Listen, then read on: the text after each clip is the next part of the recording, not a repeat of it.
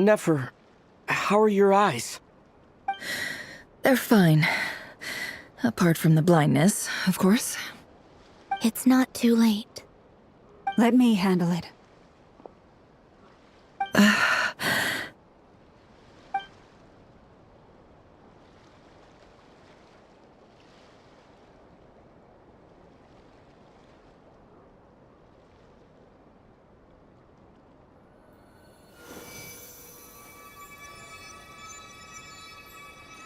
Miss Nefer, it's not like you to lose your composure. That was the most reckless thing I've ever seen you do. Reckless how? The situation was critical. Our lives were at stake. We had to do something. Even so. Okay. I guess you're right. Under the circumstances, it was a wise decision. You traded your eyes for an incredible victory. In business terms, I suppose that's a huge return on investment. I'd be hard-pressed to argue otherwise.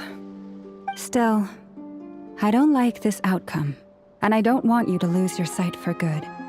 People suffer when they make sacrifices they shouldn't have to make, whether that means faith, strength, or in this case, your ability to even see.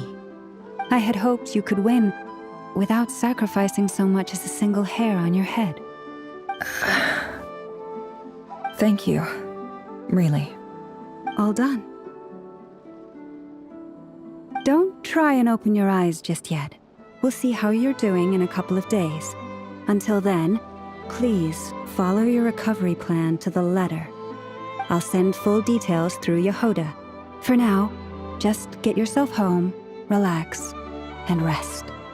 My dear friends, we have fought bravely and achieved a spectacular victory. A dark cloud has been lifted from the skies of Krai. All in this land will be grateful for what you have done. The moon will remember this day. Thank you both.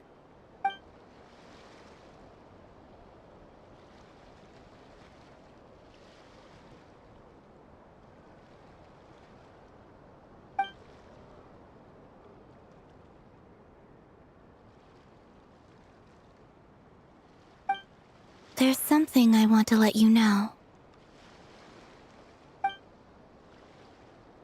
What is it? When Durin connected everyone's minds so I could access their powers, I also felt everything they felt. And since Nefer's eyes were injured, my eyes are hurting now too. Hold on. Let me try. I only feel the pain. There's no actual damage. I just thought I should tell you. You're right. There's no damage. That's a relief. But I must say, I'm surprised to hear the Kutar share something like this with me. In the past, you never used to open up about yourself. Things are a little different now from how they were. I'm learning to share how I truly feel with my friends. Friends? You have no idea how glad I am to hear that.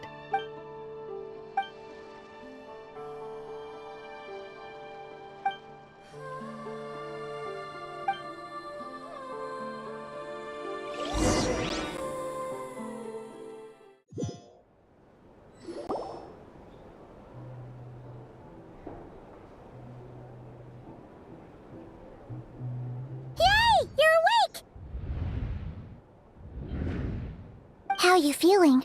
Any aches and pains? Did you sleep well? I'm doing all right, Paimon. No need to worry about me. Phew! Well, that's good. Paimon's been sitting on the edge of the bed worrying about you for ages. You slept a whole day and night. Poor Paimon had to eat all by her lonesome. Glad to hear you didn't starve. How was the food? Well, it wasn't the same without you there to share it. Honestly, Paimon just can't relax when you're not your usual self. She couldn't enjoy the food and settle down to sleep. Well, I'm back to normal now. Oh yeah, and Albedo swung by earlier. He said to tell you to head to the tavern when you woke up. Varker and the others are organizing a victory feast and they want to celebrate with you. He also dropped off some medical supplies, but you seem fit as a fiddle, so Guess you won't be needing those. If you're feeling up to it, let's head over now. Wouldn't want to keep them waiting.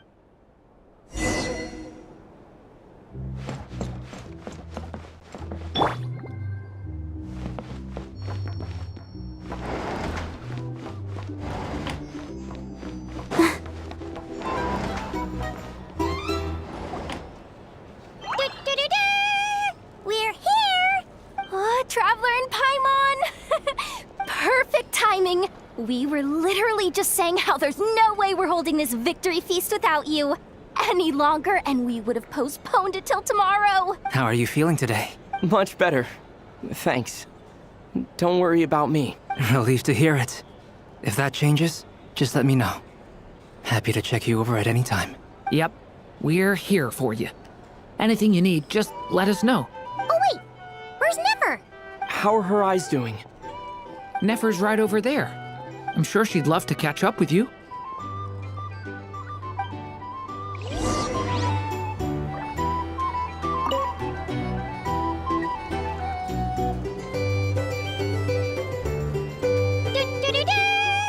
We're here!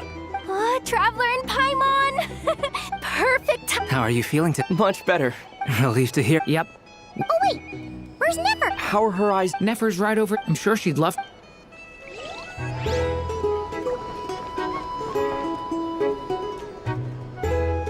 Hey there. Looking for a drink or two? Or perhaps a room for the night? I thought of 1,000 ways to congratulate you, but now you're here, words are failing me. The honorary knight stuns them speechless once again! Well said. The honorary knight showed us all how it's done. The other knights tell me that Mondstadt was the first stop on your journey. All of us are truly delighted to count you as our friend. I'd like to thank you for supporting the Knights of Favonius, and also for helping us save Krai. Nonsense! Of course I'm gonna mention it. This is more than just business. It's a relationship. And there can be no relationship without showing gratitude where it's due.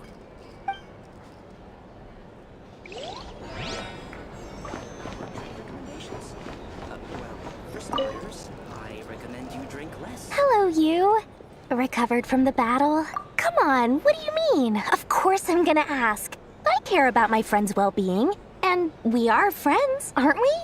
Get yourself a drink. You've more than earned it. In fact, today, your drinks are on me. Lord Sangamabe's got you covered. Wow, really? What about Paimon? Has she earned it too? Has she? Please? Well, you haven't been through quite as much as the Traveler, but... what the heck, sure. Yay! Wow! Drinks on Dory! What a historic day. Hey, keep your voice down, or everyone else is gonna want in too. You... Have you heard anything I've been saying recently? Doing business in Krai has been an absolute nightmare. If I'm buying for everyone, Okay. Paimon will speak more quietly. Gee. that's more like it.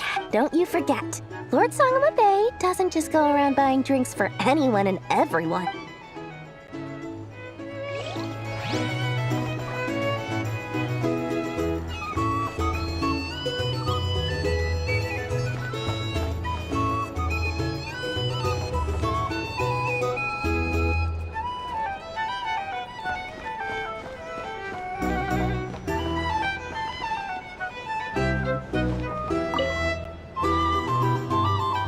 I see you've recovered. You bet. Snooze his way to a full recovery. Glad to hear it. A healthy body is paramount. Nothing else in life is possible without it. So take it slow. You can't afford an injury. Paimon too. You really saved the day when you swooped in to open that gateway. I came to accept that although Rerir was my friend in the past, here and now, he was an enemy that must be defeated. Though I will never fully understand what happened between us, I could not let this crisis deepen any further. We fought a very necessary battle, and you played your part admirably. Yeah. And if you ever need to talk, just remember, we're always here. I'll do that.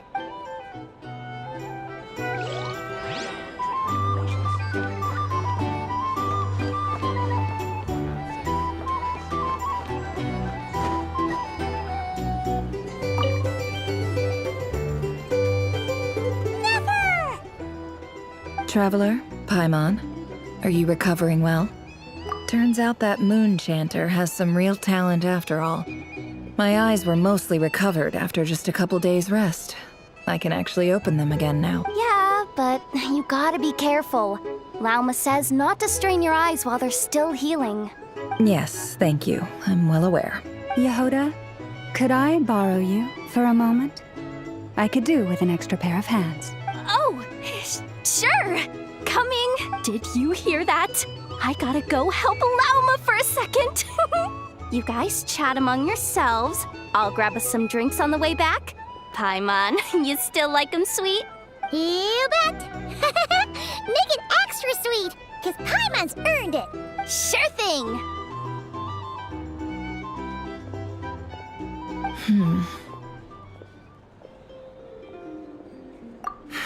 The Rächer of Solnari. Kind of a snake, don't you think? No, definitely a snake. A poisonous one who spewed his venomous hatred everywhere. Anyone who seeks revenge out of hatred for other people has become a snake. That's something my dad used to say. Perhaps. I'm sure it sounds like a very wise and open-hearted perspective to your ears. But me? I think hatred is a perfectly justifiable emotion. What else is left when everything you depended on in life gets stripped away? Something's gotta fuel that drive to keep on living. If you're worried about me, you can nip that in the bud. I'm not someone who gets stuck in the past. It's just... I suddenly feel like I was wrong to call my father a liar. He was just a fool.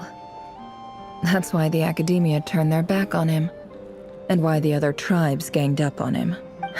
Oh, Father. How much better things could have been if you were a skilled liar. Look at the Ibis King. Thoth is a fiendishly cunning liar. And yet, strangely, he feels more like a father to me than my real dad ever was. He's never brought it up, but I'd bet he feels the same way. Why else would he give me the power to perceive the truth, while at the same time training me in the art of deception?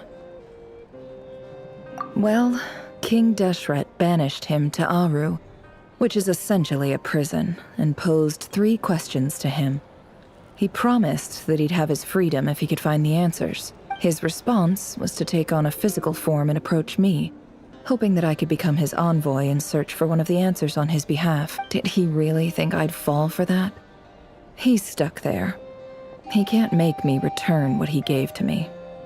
So that's enough for you to decide he's nice, is it? He's a prisoner, and he was scared. So he decided to perform some good deeds to win people's approval. He lives in fear because he's a deceiver. How is Rerir any different? You can't work as a spy your whole life and expect a happy ending. It's preposterous. Yet I can't say I don't understand it. Liars live in the darkness of their own making, but it's still human nature to want to go on living. They say that a liar's soul is the most worthless thing in the world. What do you think? Oh, really? Well, it takes a very kind person to find compassion even for liars. If you ask me, the soul of a liar really is worth nothing, because all they care about is themselves. For example, when something good falls into my lap, I don't go sharing the news around. Stops other people trying to steal it from me. So be it. They have sharp ears. I can't keep anything from them. Wow, is that what it looks like? Well, you all know my past now, and I can't simply eliminate everyone who knows too much. So I guess I just have to put up with you. For the foreseeable future, at least. When you find yourself in a situation you can't control, the safest play is to keep calm and start monitoring everyone involved like a hawk.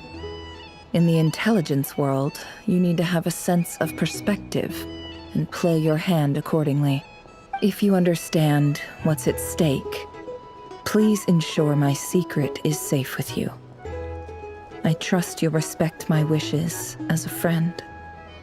But don't forget, I will also be watching you like a hawk. Very good. Oh, wait! Now that the panic's over and we've all calmed down, Paimon suddenly remembered something.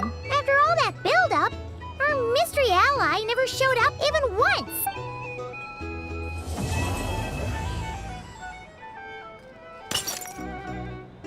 Huh?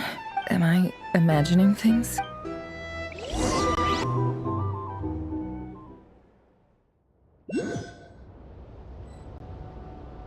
So, that close colleague who stayed behind with you? What's he been up to recently? Don't know, don't care. I get more normal human interaction from hanging out with Bosco too than him. Although, now you mention it, he hasn't bothered me in a while. I wonder if... If he's disappeared without a trace, it's the biggest gift he ever gave to the world. But I somehow doubt that's what's going on. He won't lie low forever. So we'd better stay on guard.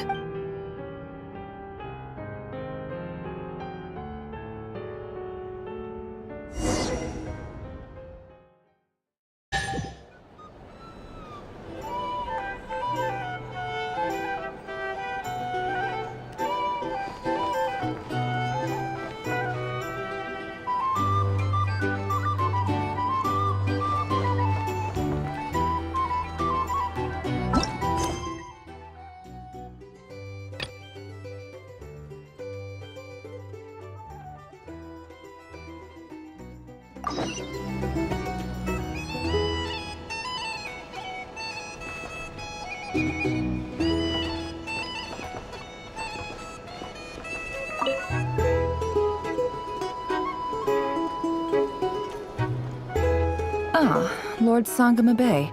How lovely to see you. I must thank you for the device you provided. It was an enormous help. Would I be right in thinking that it was developed by the Academia? Why come and ask me when you clearly know already? I mostly came to thank you. That's more like it. A little gratitude goes a long way with Lord Sangama Bay. Play your cards right, and you might even stand a chance of becoming my long-term supplier. The chance to work with such a kind and charitable investor as yourself would be a great honor for the Curatorium. Huh? Charitable? Who said anything about charity? First time hearing about it. Let's see. The first plot of land you purchased in Krai, your desert interests, and... Stop! What do you think you're doing? Exposing my investment history! It's nothing to hide from. They're all perfectly legitimate investments. And some of the land you purchased was with the intent of building a sanctuary? Yes, I heard about that too. How did you... You're a curious case, Lord Sangama Bay. You don't like people finding out about your good deeds, do you? But I'm afraid no matter how hard you try to keep things under wraps, where there's a will, there's a way. You did it for Sumeru, didn't you? It was empty land that was gonna go to waste otherwise. I figured if I built something there, it might at least get some use in an emergency. Disasters are capricious things. They strike without any warning. I've lost family to a disaster before, and I don't want to lose any friends or business partners if I can help it. My elder sister used to dream of finding a sanctuary. Somewhere with plenty of food, water, and medicine. Where everyone could live happy lives. It was something I looked into. But after discussing things with the Dendro Archon, I decided on a more effective strategy. The tech people handled the tech, and Moneybags provided the Mora. It just made the most sense. It's a pity that so few people know the truth about you. Everyone says that you view everything in terms of Mora, and all you care about is growing your own wealth. So, what's the problem with that? Everyone wants to be rich. It's human nature. So yes, I love Mora, and it's nothing to be ashamed of. But surely you have dreams of your own beyond just making Mora. You don't get it, do you? My dream is to invest in other people's dreams.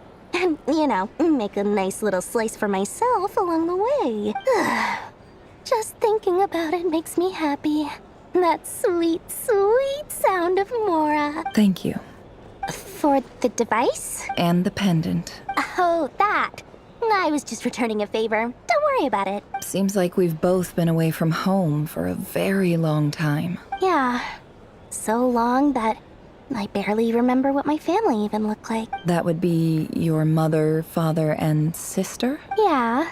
Though it's been years since my sister passed away, it's not like I want to forget them, obviously, but memory can be even more ruthless than the most calculating business person. Beyond a certain point, if something isn't helping you, it just gets rid of it. My sister can't help me now. Slowly but surely, her face is fading from my mind's eye. It's become a vague impression. Not everything will fade. When loved ones pass away, the beautiful memories are the ones that last the longest. Yeah, that's true. If you ask me, that's the one silver lining in all of it. Well, that, plus, I'm sure that life is much better now than it was back then. Oh, absolutely. I have tons of Mora, a big beautiful house, business is booming, and I'm as happy as can be. You've got a lot going for you too. Boss of the Curatorium of Secrets? I'm sure there's plenty of Mora to be made in that line of work. I appreciate the vote of confidence.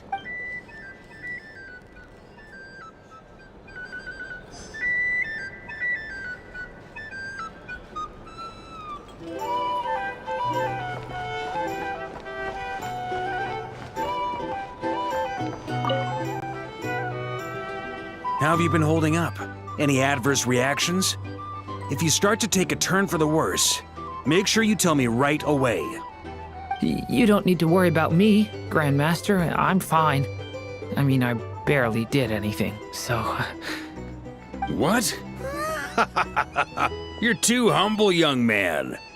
You played an indispensable role in the battle for Krai. We can't thank you enough for your support. Sometimes, when people praise you, it's because you deserve it. The best thing is to accept it calmly and with grace. It's important to learn how to respond to words of admiration. Let's do a quick demonstration. Albedo, that was an incredible feat of alchemy. The pressure was on, but you worked flawlessly at lightning speed to get the job done. Thank you. I can't take all the credit, though. Durin played a big part in forming the alchemical array. See? Did you catch that? A masterclass in how to take a compliment. Okay, yeah. I did work pretty hard to help prepare for the battle. No point denying that. Hey, you guys! Hey, look who's bounced back. Looking good, traveler. Seems like you've recovered. You won't need to take any more medication. Can I get you a drink? Huh? You know how to order at a bar now? You've sure learned a lot recently. Handling a drinks order is ridiculously simple compared to alchemy. Don't worry, I'll blend into society yet. Paimon believes it. You're clearly a fast learner, just like your brother. To be totally honest, though, Paimon didn't quite follow all the details when you first explained the plan to us. Don't worry, that's completely understandable. Unless you're a student of alchemy, it's hard to grasp the principle and how the process works. To put it in the simplest terms, we saw how our enemy stole the power of Kuvaki. And that gave us the idea of stealing his power to turn it against him. When facing an enemy you have no hope of defeating, it's best not to engage them in battle. So, instead of looking for a way to overpower him, we decided to help Columbina get strong enough to at least stand up to him in a fight. For this to work, we had to analyze his modes of attack, confirm who his main target was, and make sure that he wouldn't go beyond the range of the alchemical array. For added security, we prepared a total of 4 arrays. But to mitigate the impact of the battle, we identified one location in particular as the ideal spot, which is where the confrontation took place. The alchemical array absorbed his abyssal power. Then Durin processed it to render it usable by Columbina. That power enabled her to do what would otherwise have been nigh on impossible. What surprised me was that Dainsleif actually agreed to join us. Given his history with Rerir, he had every right to sit this one out. But we're extremely grateful for the decision he made. It must have been a painful choice to make. But I'm sure that making a decision was far better for him than staying in limbo. Absolutely. He was torn between 2 paths, but in the end, he made his choice and stuck to it resolutely. He doesn't strike me as the sort of person who'd stay trapped in limbo for long. Anyway, however you cut it, everyone gave a stellar performance. And now, it's time to kick back and celebrate.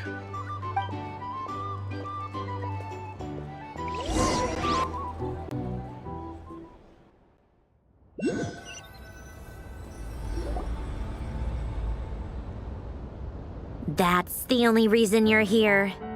Yes, I've thought a lot about it. And I've realized that you, me, and Arlecchino should be friends. I think this is very important. So I felt I had to come and tell you. Well, this is a new one. I'm so moved. I can't even hold my teacup. If that's all, you can leave now. Do you not want to be friends with me? Or is it that you prefer being coworkers? What is this, Columbina? Are you deliberately testing my patience threshold?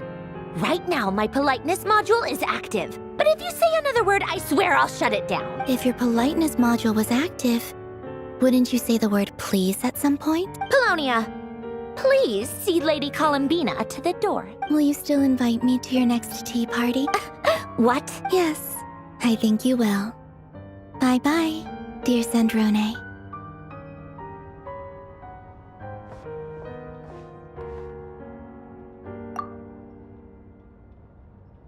Last time, the Wild Hunt escorted you out.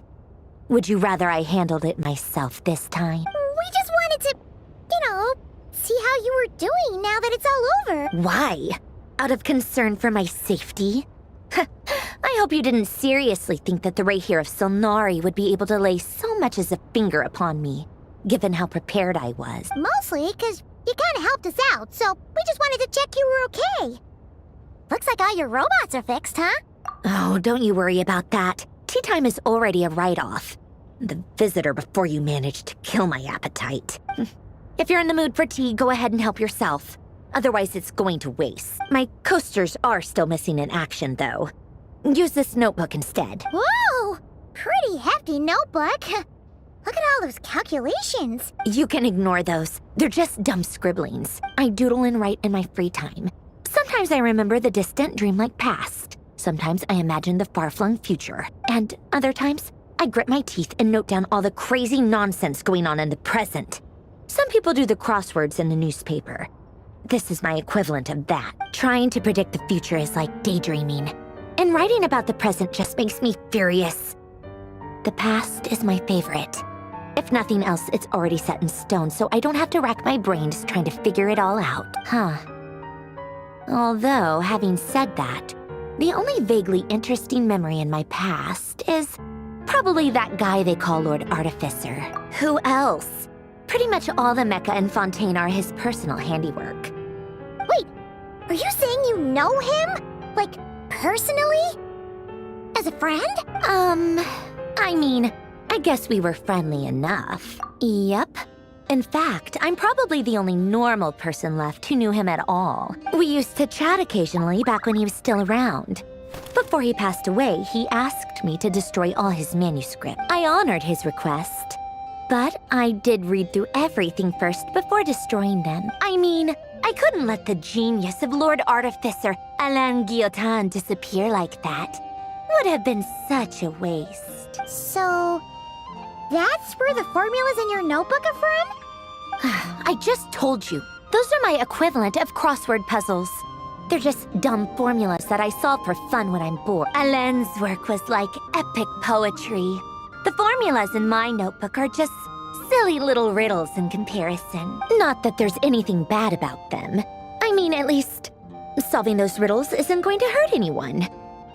Except me, because I lose a few brain cells in the process. Anyway, while we're on the topic, I might as well tell you about what happened to him and his friend. Alain Guillotin had two close buddies, René and Jacob.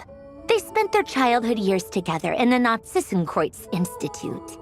They were all quite competitive, so there was some rivalry between them. But it was a friendly rivalry. But beneath the friendship and the rivalry ran something deeper, a sense of nostalgia for the past. Unfortunately, childhood would end. The prophecy would come true. The apocalypse would arrive, and the future would never be. A mad dream that would normally only capture the minds of lunatics began to take root in their hearts. a dream of saving the world. And if Renee and Alain had been people of lesser wits, that dream would probably have ended up as something for them to joke about in their older years. But alas, they were some of the sharpest minds around. They nurtured that dream with the full power of their intellect, and it grew into something that ate away at their souls. The first of them to fall under its spell was Renee. Against Alain's wishes, he persisted in experimenting on a mutual friend of theirs to try and save their life. Alain did not approve and parted ways with Renee. It's complicated. Alain wanted to believe that Renee only did what he did for the sake of their friendship. But when he told me about what happened, I could tell he still had some suspicions about Renee's motives. Perhaps the seed that would grow into a nightmare had already sprouted in Renee's mind. Even then, the next time they met, Renee's soul had been completely engulfed by the dream of salvation. His futile attempt to change the tide of fate only resulted in a wave that swallowed up the world, even before the apocalypse came. And although that wave died down eventually, I hear that it just recently came back with a vengeance. As I understand, Renee wanted to live out his dream of salvation once more, but I'm told that the attempted resurgence finally died out for good. At long last, Renee awoke from his deluded dream. Though of course by then it was far too late. What do you think of Renee? Do you admire his transcendent genius? His view that any price was worth paying to achieve the lofty goal of saving the world? Or do you despise him? Dismiss him as an evil madman who wrought havoc on the lives of everyone around him as he pursued his delusional dream. Same difference, really. Just a matter of perspective. What a cop-out. But I suspect you'd have a more incisive and insightful answer if we dug into it further. I don't like fanatics who give up their whole lives for their ideology.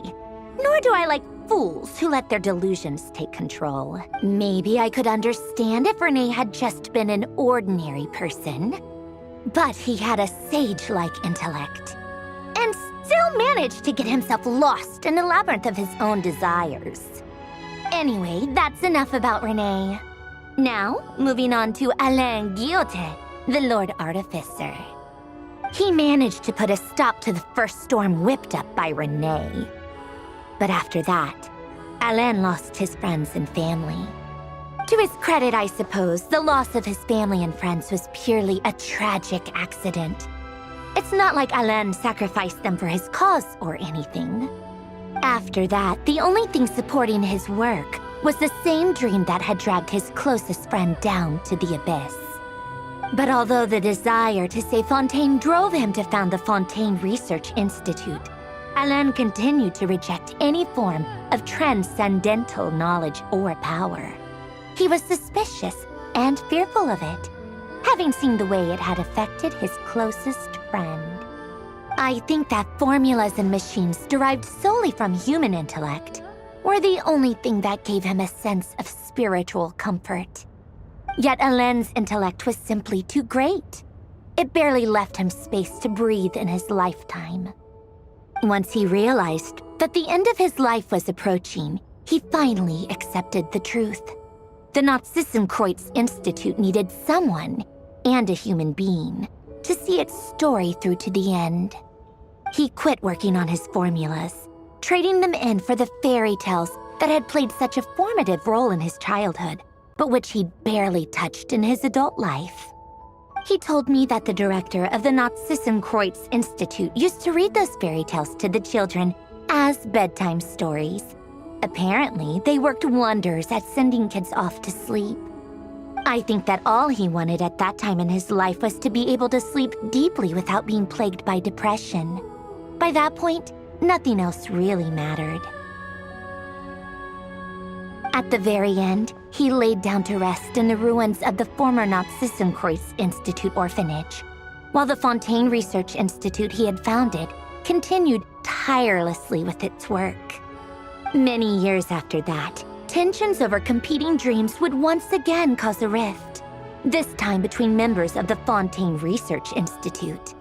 But the actions of those fools had nothing at all to do with Alain, And that is the story of two people from the Narzissenkreuz Institute who both wanted to save the world. One went all in on his fantasy of salvation without ever looking back, and ended up calmly sinking to the bottom of the deepest sea. The other sought desperately to burn bright in his life, even though he wasn't sure where he was going.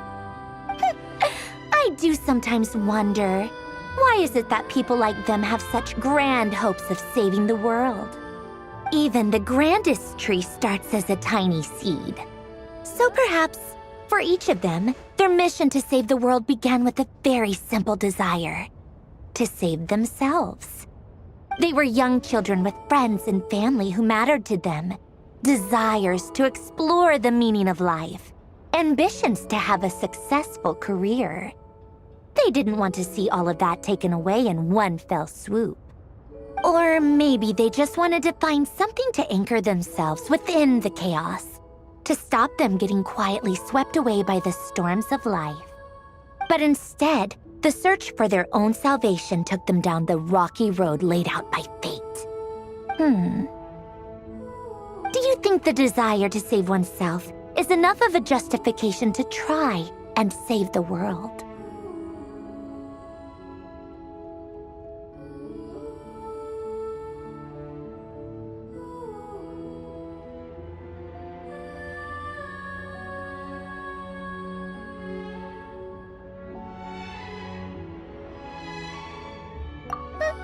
The way you said that sounded just like Alain. I asked him the same question back when he was in his prime, putting all of his energy into his work. He gave the exact same answer as you did. No elaboration, just a quick short answer before getting right back to his work. He was always that way. All right, tea time's over. I owe Arlecchino a favor for telling me these stories. I'll have to bring a whole sack of gifts the next time I visit the House of the Hearth. I'm gonna go tinker with Polonia now. You guys can do whatever you want, as long as it doesn't involve interrupting me. Polonia, exit hibernation mode. Begin diagnostics.